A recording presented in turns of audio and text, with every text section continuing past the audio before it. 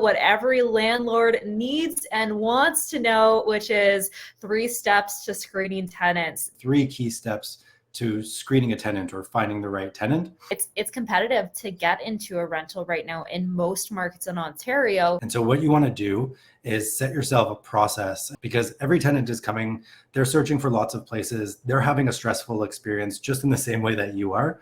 And they're likely trying to rifle through a ton of experiences because they're getting ghosted, they're getting ignored, they're having bad experiences too.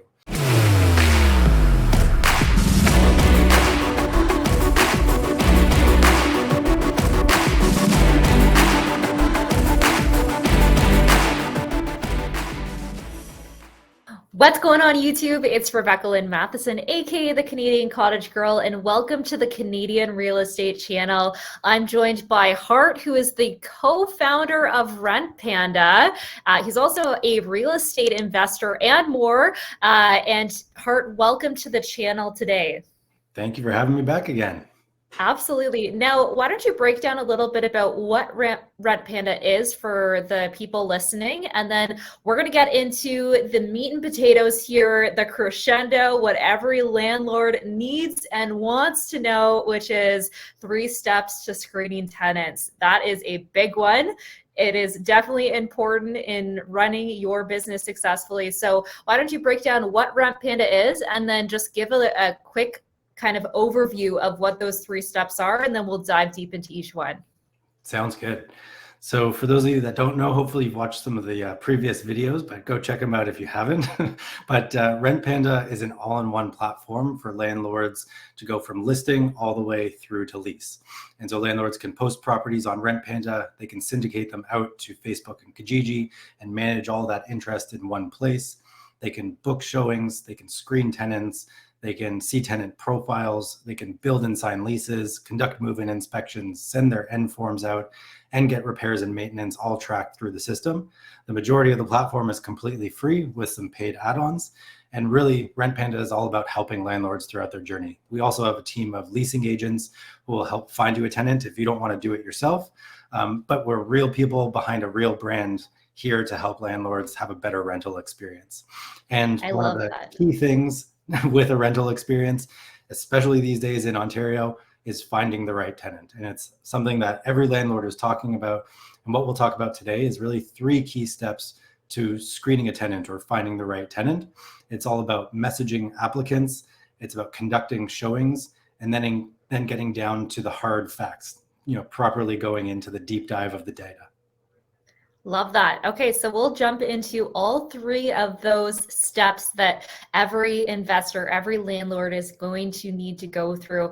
Now, I'm sure all of the investors listening, whether or not you own a property or not yet, I'm sure you've heard some nightmare stories. Maybe those are personal nightmare stories, but I'm sure you've at least heard of some nightmare landlord renting stories. And part of that just stems from ensuring that you screen your tenants properly. So I think that this is a really important video. Guys, make sure that you like and subscribe as well. Throw us some love in the comment section below. Maybe even throw some nightmare stories into the comment section below.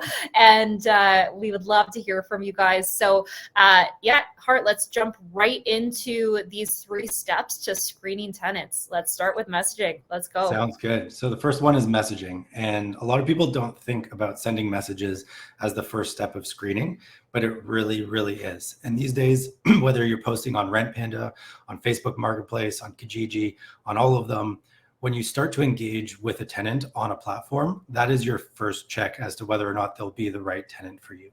And so what you want to do is set yourself a process. And that's kind of tip number 1 within messaging, is set yourself a process so that you know what to expect, you know what messages you're sending, you know what questions you're going to be asking in those messages, and you have a formula to follow along the way. And the first part of that formula is knowing that you are going to get the "is it still available" dreaded message. Yep. And we always tell landlords not to ignore those. 50% of people will send those messages, and a good percentage of them are going to be really good tenants. And so create yourself a little note, a little Word document that you can copy and paste from, and just ask tenants to tell them a little bit about yourself. So if you sent me the message, Rebecca, "is it still available?" I wouldn't just ignore you. I would say, "Hey, Rebecca, it is still available. Thank you so much for inquiring. Can you tell me a little bit about yourself and what you're looking for in a home?" And that what you're looking for in a home is really the first foray into asking open-ended questions to applicants, to potential tenants, to get them to talk about themselves. Because every tenant is coming, they're searching for lots of places, they're having a stressful experience just in the same way that you are. And they're likely trying to rifle through a ton of experiences because they're getting ghosted, they're getting ignored, they're having bad experiences too. And so portraying yourself as a landlord that cares, that really will spend the time with every applicant, even though you have a streamlined process, is really going to be key. And ask open-ended questions like, "Tell me about yourself," or "What interested you, in order to reach out to me in my place?" Or "What are you looking for in a home?" Or "Tell me about the other people that are going to be living with you." Those are kind of the opening questions to really ask someone to get them to talk about themselves. You don't need to go straight into, "Tell me your monthly income, tell me if you have pets, tell me if you have any cars," because people will really, tell their story if you give them an opportunity to. And what you want to also do as part of that conversation is, once they tell you about themselves, if they're open to it, then you want to tell them about yourself, because you are part of that rental journey for them. You're part of that love triangle equation with a property, a tenant, and a landlord.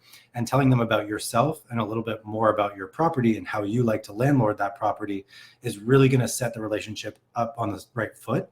And it may take a little bit more time at the start, but you're going to find higher quality tenants. And for the eventual tenant that you do find, from day one, from message one, you'll have portrayed yourself as a caring landlord, as a really good landlord, and get the respect that you deserve and show the respect that tenants deserve as well. Yeah, I think that that's such an important point there, because I'm certainly guilty of the "I'm available" or like, "Is this available?" or just clicking the like Facebook Marketplace button. And it happens, especially as a tenant who's possibly looking for multiple, or communicating with multiple landlords, looking at multiple properties. It's competitive to get into a rental right now in most markets in Ontario. So it could be easy to fall into that pattern of just clicking the button and then like not really starting with a nice opening message as that tenant, but could still be a fantastic tenant. So I think that it is important to kind of further probe and ask those qualifying questions, because every single person who clicks that "I'm available" button is a lead. It's a potential for a fantastic tenant. Yeah, for sure. It's a really good point. And unfortunately, a lot of platforms have taught tenants to just click that button and that's how they get a place. And so we just want to reverse engineer all of that work and educate tenants that sharing your story is a good thing to do.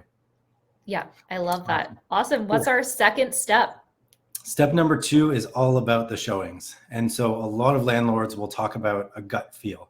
And no matter how much data you have as a landlord, that we'll talk about in a second, a lot of the decision boils down to a gut feel. And so whether or not you get a good gut feel in the messaging is going to be the first step. Some landlords like to have a phone call, which is a great initiative to have, to really put a voice to a name at least and have more of a human conversation.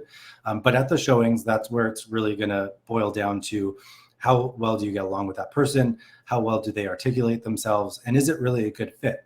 Because what you want to find is a good fit, a tenant that's going to pay rent on time, that's not going to cause damage, that's going to treat your place like their own, and someone that you're going to have a good relationship. But again, the tenant is looking for the same. They're not only looking at the place, but they're looking at you as a landlord, showing them that place. And so the first thing that you want to do is have a process so that you have the most efficient way to schedule showings and to have it all done, and then put a human element into place.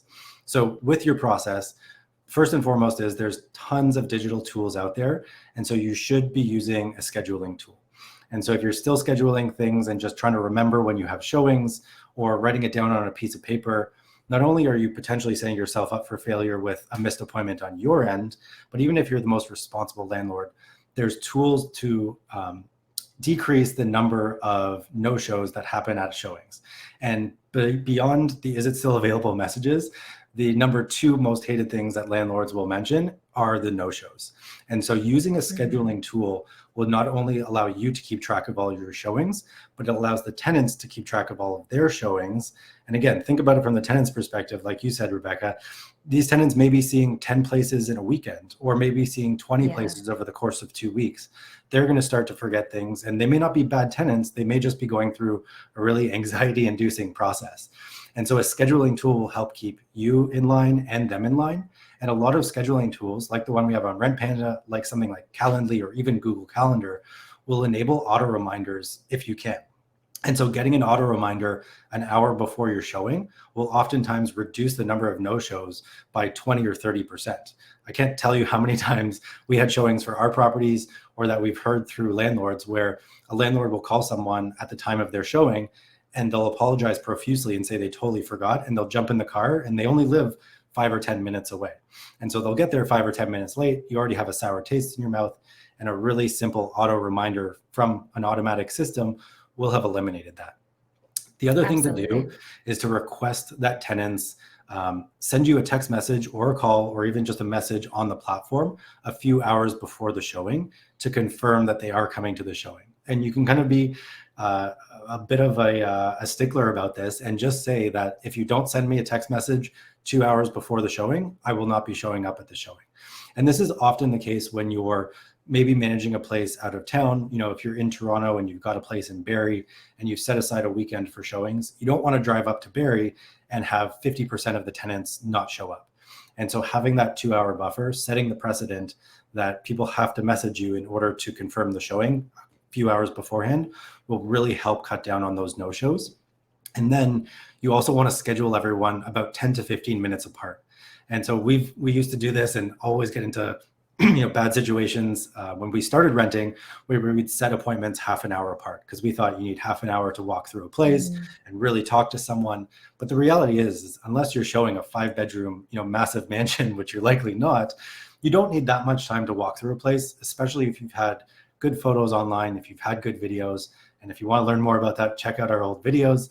But really, it's about a 10-minute, 15-minute window to walk through the place, ask some questions, get to know someone. And if you set them 10 minutes apart, when someone does no-show, because if you're a landlord, you will experience no-shows, then you're only 10 minutes out. And so you can use those 10 minutes to catch up on some emails, to send some screenings to some people that you showed the place to previously, and you can use that time more efficiently. And yeah, so there's some more to jump into. So you want to, I love it. With the showings, you want to invite the whole household. And so oftentimes, especially with student rentals, people know this, and they'll say everyone has to show up at the showing in order to be, qualified or order to be considered for the showing. But this should be the case for a larger household. And the types of households that are renting are starting to get more and more diverse. You have new immigrant families coming through. You have young professionals who are housing with other young professionals to try and save some money to buy a house in this crazy real estate market. And so you want to make sure that you have that whole household come by. And we've even gone to the extreme of saying, if someone has kids or if someone has pets, they invite them to come through. And so if you do have a pet-friendly place, there's nothing wrong with saying, bring the dog along. And you sound like a really great inviting landlord, but what you're doing on the back end is seeing how that person, how that family interacts with the dog, interacts with the cat. Maybe you're not bringing a cat along, but especially the dogs. And if you're bringing kids along, you get to see the dynamic of that household and make sure that, again, for instance, if you have a duplex, is a louder family going to get along with a group of, an elderly couple that you have in the basement, or a group of PhD students who are trying to study 20 hours a day in that basement? And so it may not be the right fit just based on the dynamic of that person or that household coming through. Yeah, I think that those are all really important points. So before you jump into the rest, I just want to touch on a point that you said about living out of your calendar. I think that this is actually so important in terms of that, like setting up of appointments and showings element. From a investor perspective and from a landlord perspective, we all have a lot going on in our day, and we're all operating within the same 24 hours, but it is so important that you schedule these in. And Calendly is actually, you mentioned Calendly, it's such a fantastic tool where you can actually have some of that messaging written right in there. So for example, please message me 2 hours before, like you can have that written right in there. You can have it sync up with the Google Calendar and make sure that those notifications go out to that person, make sure that they're responding to you. All of their contact details can be in that so that you know who you're following up with and checking in with. So whether you're managing one property or multiple, having that calendar system set up, I want to emphasize that is so important. So I really love that tip. Now you mentioned as well, actually meeting the people and meeting the dog and meeting the family that's coming in. I think that that's also really important. You know, if they have a super tiny little teacup type dog versus a pit bull, you know, maybe those are factors that you're taking into account, or just actually experiencing it. It doesn't mean that the pit bull is actually the mean dog. That pit bull might be like just absolutely fantastic and lovely, and it's actually the little tiny dog that's maybe yippy and the dog that you don't want in your unit. So I think it's actually important to like meet the people and experience what they're like, and that way you can have the best people that fit what you want as a landlord, and you have that element of control of having met them and actually doing those showings. So I really love that tip. Yeah, and I think you made a good point about, you know, meeting someone and making sure that it's the right fit for you with the whole household. And oftentimes a lot of landlords approach a rental property with some stereotypes or some stigma aligned with it. You know, a typical one that we hear is no students allowed, and you know, the typical undergrad student conjures up images of frat parties and holes in walls and just destroyed everything. And we had a good situation once where, you know, we were slightly open to students, and we often advertise, you know, mature students, because a master's and a PhD student will, again, stereotypically act very differently than a group of undergrads. But we had an amazing group of undergrads who came through, and it was a group of 4 that came through a home that were actually looking at a 5-bedroom home, and they were looking at the 5th room because they were all professional, or I guess university rowers, and they said that they trained 3 times a day. So morning, afternoon, and night they're training. The 5th room was going to be a rowing room, and they're in studies and they have to maintain like an 85 or 87% average. And so the stereotypical image of students partying just completely dissolved, knowing that these students were going to be training and studying 20 out of 24 hours during the day. And so a lot of those stigmas exist in the world of rentals. That's what we at Rent Panda want to dissolve and really get rid of, is the fact that, you know, just saying no students or just saying no pets are these old school stereotypes that exist. And good pet owners make good tenants, and great students make great long-term tenants, or even great short-term tenants that may be there for 2 to 3 years, which is kind of the perfect time to turn over a property, catch up on market rent, and be able to turn over into the next group of amazing students. And so really just going in with an open mind and saying that meeting people and treating people as people when they come through messaging, when they come through the showings is really key. And the next kind of tip that we want to talk about is all about cleaning a place, but really just tidying. And a lot of people will come through a showing, and if you already have a tenant in the place, if you have a great tenant, it's usually no problem. You send them the 24 hours notice or even longer and just ask them to tidy up. But what you want to do is arrive a little bit early and give them an understanding of what's going to happen. If it's their first showing, you want to make sure that they understand and are comfortable with you walking through their home. You know, drawers aren't going to be opened. They're not going to have invasions of privacy going on. And you can just softly acknowledge that maybe some countertops can be just tidied up or cleaned off or decluttered. And we talked about cleaning in a past video, but really what you want to do is declutter and make sure that spaces look rather clean. You don't need to always ensure that your tenants are taking a fine-tooth comb to every nook and cranny. And so just setting that precedent of general cleanliness and even showing up a little bit early to help out in the right tone, in the right manner, can sound like a really helpful landlord with a great relationship, as opposed to a picky one who's trying to clean up your place. And then what you want to do is show up to those showings ready, show up having given them the instructions, like you said, in Calendly or in Rent Panda's showing tool. Ask them not to park on the driveway in the description, and there's free parking on the road with unlimited time. And then welcome them into the home as if you're a real estate agent who's showing a property to a potential buyer. And a lot of landlords will just open the door, and especially in COVID times, open the door, let people walk in, show yourselves around, come outside, and then we'll talk. And really walking them through the place, having a conversation about all the amenities, about all of the rooms, will really help you get a sense of who that person is, allow them to ask lots of questions, and provide those open-ended opportunities for you to ask open-ended questions and get more information from a person. So again, you don't need to dive in really hard and say, what's your monthly income? And do you have any pets that you're hiding from me? And are you trying to squeeze an extra 4 people in here? But if you ask them to tell you about themselves, tell you about why they like the place. If they're commenting about, a room is a little bit small, just ask, what they're looking for in a home. Ask them, if it's close to their work, and get them talking about their work and everyone's work in the household. And you can really, have a conversational way of getting all the information that you need.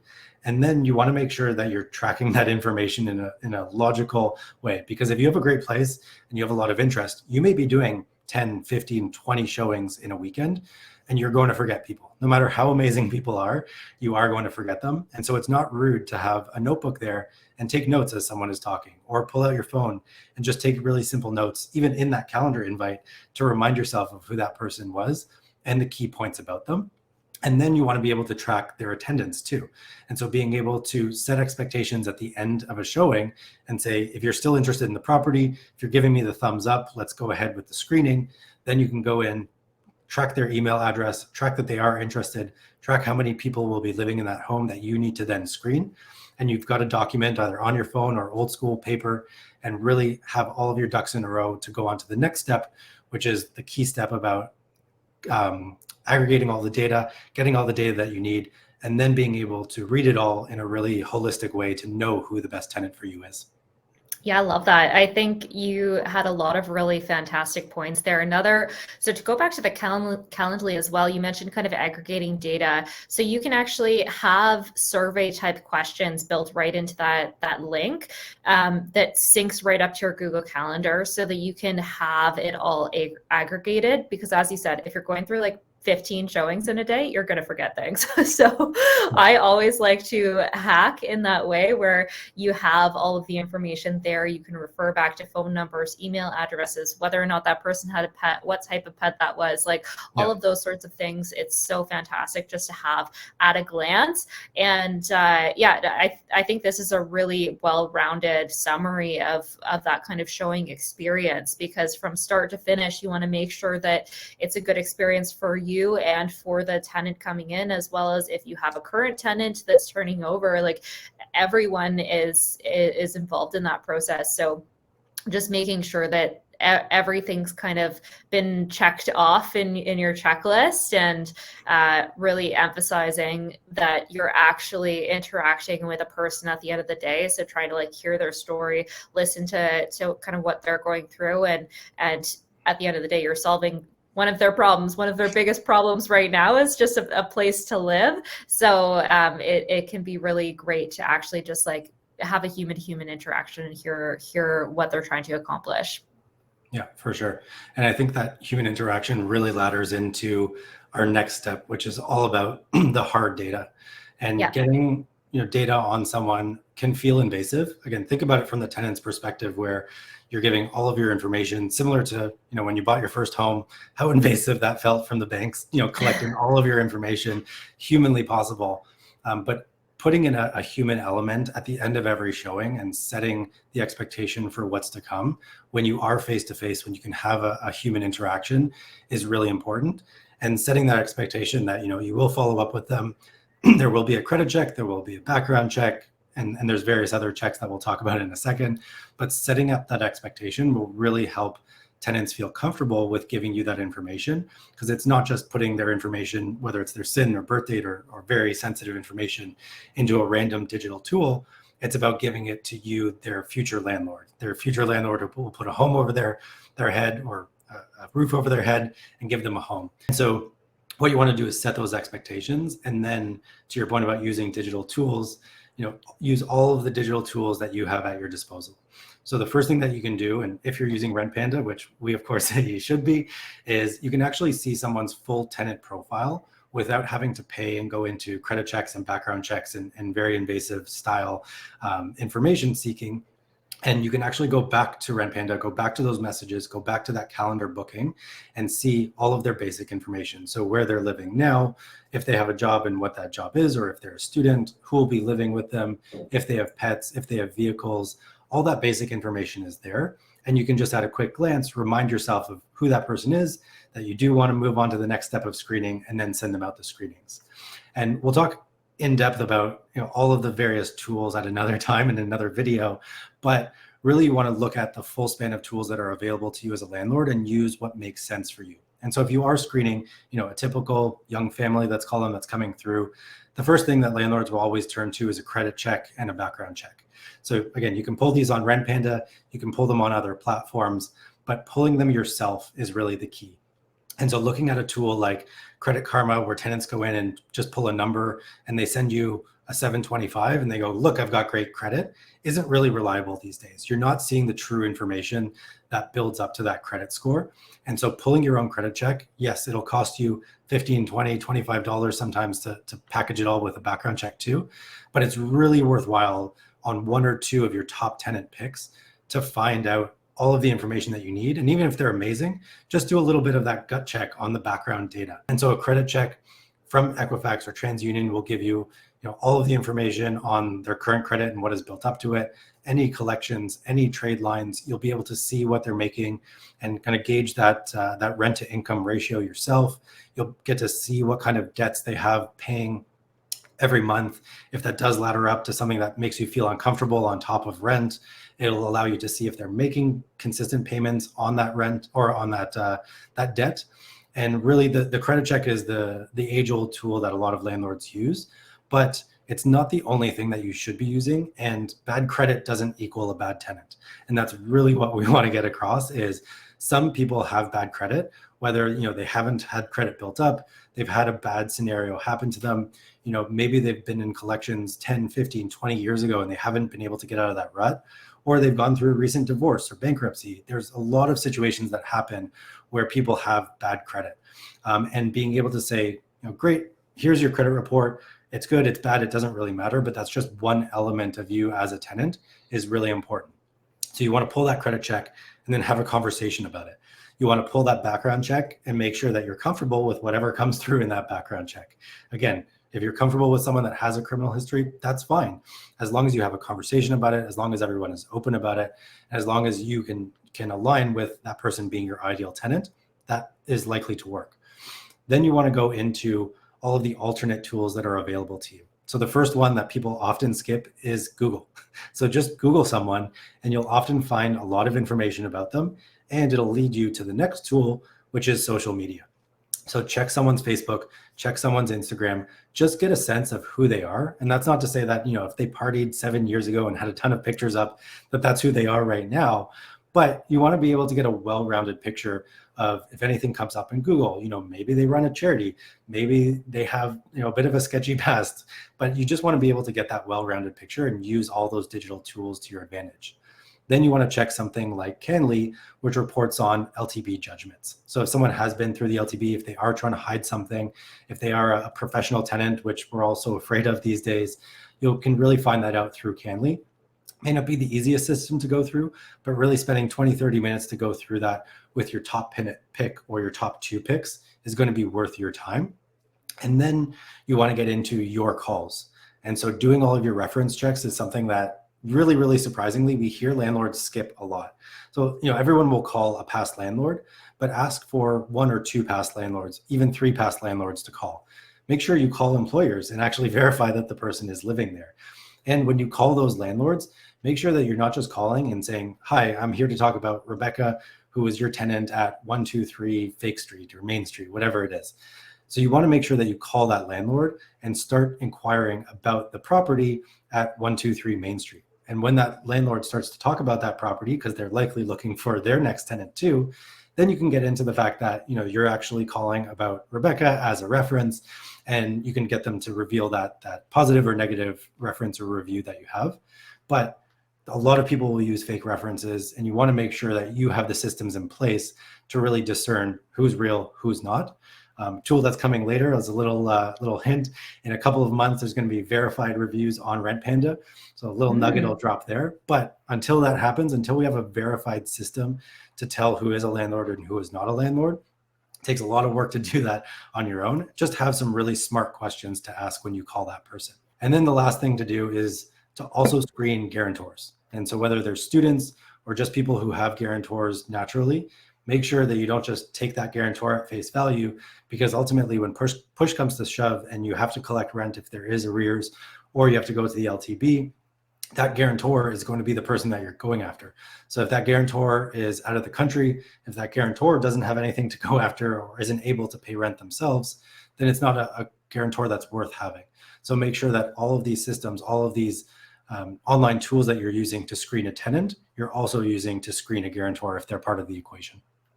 Yeah, I think that all of those data points are super key. And not every landlord will go through that process. They'll just kind of like go meet someone, have a gut shot, and then get them into their rental units. But I think that all of these data points just help build the storyline. They, as you said, it's not necessarily the make or break on a tenant, but it definitely helps build the storyline and really helps you get a better gauge on who that person is, what their history is, and ultimately it's going to be somebody who's going to be living in your property, your home, your investment at the end of the day. So I think that it is important that you do take a look at the data, you kind of set yourself up for success with that as well. Mm-hmm. Yeah, for sure. I think that's a really good synopsis. Making sure that you have the data, making sure that you have the human element, and just going back to the start, the first message is really that point where you need to start discerning whether or not that person is right for you. Go through your messages, make sure that that is a process for you that you have ironed out, that you're seeing who they are, that you're going into showings as a human, trying to discern whether or not another human is right for your place, and then going into all of the hard data and making sure that you're doing your gut checks on the back end, that nothing is being hidden, and always bringing it back to a relationship.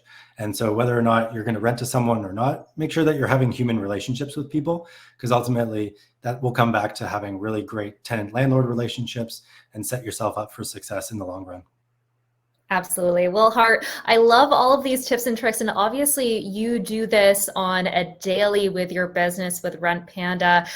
So these are really digestible things that each and every listener today is going to be able to actually apply, whether or not you're using a service or doing it yourself. These are so essential to actually implement into your business. So Hart, where is the best place for people to reach out to you? Yeah, great question. So definitely go check us out on rentpanda.ca. If you click I'm a landlord, you'll get all of the tools that you need, whether you're a DIY landlord who wants to sign up, post a place themselves, find their own tenants, screen them with our online tools, and really start that relationship off right. We've got the DIY tools for you. Or if you're a more passive landlord that just wants someone great in their place, we also have a team of leasing agents who can help find you the best tenants. And we follow this process day in, day out. And we're the experts at that. And so if you're uncomfortable with it, if it's your first time, or if you've got a massive portfolio and you just don't have time to do it yourself, give us a shout, go to Rent Panda. All of our contact information is there, and we'll be happy to help you out. Awesome. Love that. Well, thanks again for tuning in, guys, to the 3 steps to screening your tenants. And make sure if you like today's video that you throw us some love in the comments section below. Also, if you have any questions or anything to add, make sure you toss that in the comments section. Smash the like button, give us some love. And also, if you aren't already subscribed to the channel, make sure that you hit the subscribe button and turn on the notification bell so that you don't miss any of our videos. At Hart, again, thanks again for joining us. And guys, we'll see you on the next episode here on the Canadian Real Estate Channel. Thanks for tuning in. We'll see you again. Peace.